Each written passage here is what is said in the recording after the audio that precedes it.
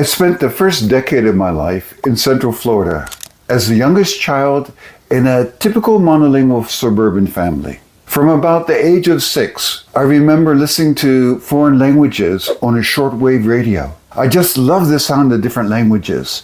They were like music to my ears. I believe this was the seed of my desire to learn multiple languages. Simultaneously, I was fascinated by the diverse cultures featured in National Geographic magazine, fueling my burning desire to explore the world. Later in life, learning languages became my passport to dive deeply into various linguistic and cultural communities. When we later moved to South Florida, a more cosmopolitan area, Hispanics, primarily from Cuba, made up about 30% of the population and primarily spoke Spanish. Thus, naturally, Spanish was the first additional language I learned.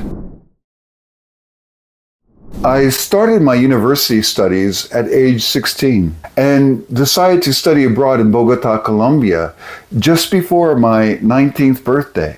Besides taking courses in Latin American literature and political science at Universidad de los Andes in Bogota, I seized the opportunity to start studying multiple languages simultaneously. I studied French at the Alliance Française and German at the Goethe Institute, and Portuguese at the Instituto de Língua e Cultura Brasileira.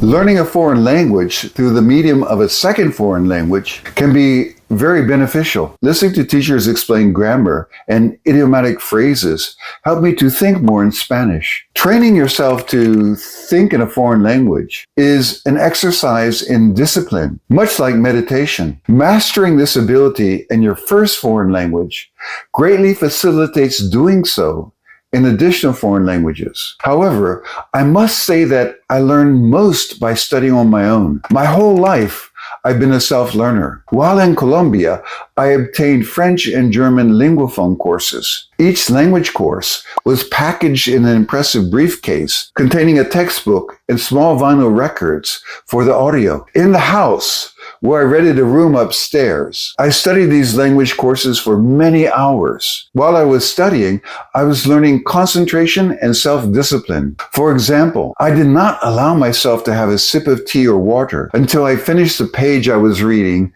or the dialogue I was practicing. One of the keys to success was dividing my time amongst the languages in an effective manner. Portuguese was easy to learn due to the similarities with Spanish, and my studies were mainly centered around classroom study every week. I decided that I would study international relations in Geneva, Switzerland in French, so that language received the most emphasis. Nevertheless, I made sure to study German at least every other day. Studying abroad was a great way to take a deep dive into languages and cultures. In Switzerland, I was surrounded by foreign languages. After my classes that were conducted in French, I would hang out with either Spanish or German-speaking friends.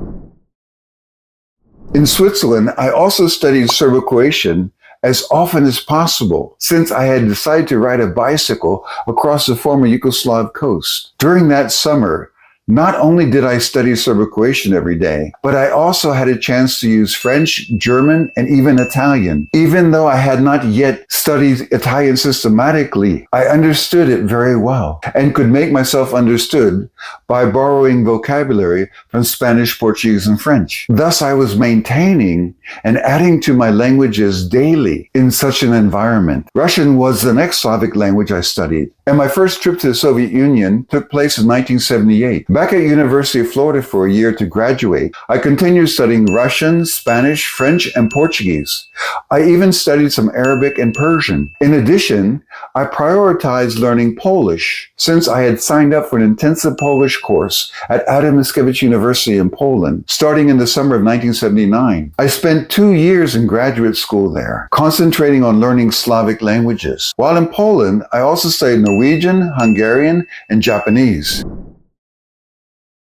In the summer of 1981, Japan was my next destination via Southeast Asia. After deepening my ability in Japanese and studying Chinese on my own and with a tutor, I entered graduate school at Kyushu University to study Chinese literature. I had been in Japan for 43 years and became a Japanese citizen. During this time, I was outside Japan for a few years, getting a master's in international business, working for 2 major corporations, and earning a PhD in cross-cultural management, which I taught for 32 years as a professor at a Japanese university and as an adjunct professor in Shanghai, Taipei, and Bangkok.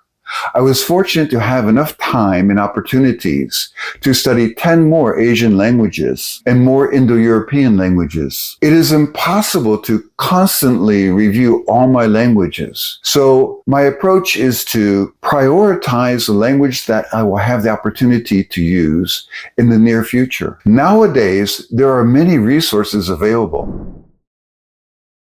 As I mentioned, studying a foreign language in another foreign language you know well provides many benefits. I find it particularly effective to use this method to study languages that are very similar. For example, I am currently using the Ling app on my phone to review and improve my Czech before attending the Polyglot gathering in Prague next month. I set Polish as the language I speak and Czech as the language I am learning. My Polish is very strong, and though I understand Czech well, I need practice repeating the phrases in my Ling app. By using Polish, I notice the differences and I am less likely to mix the languages.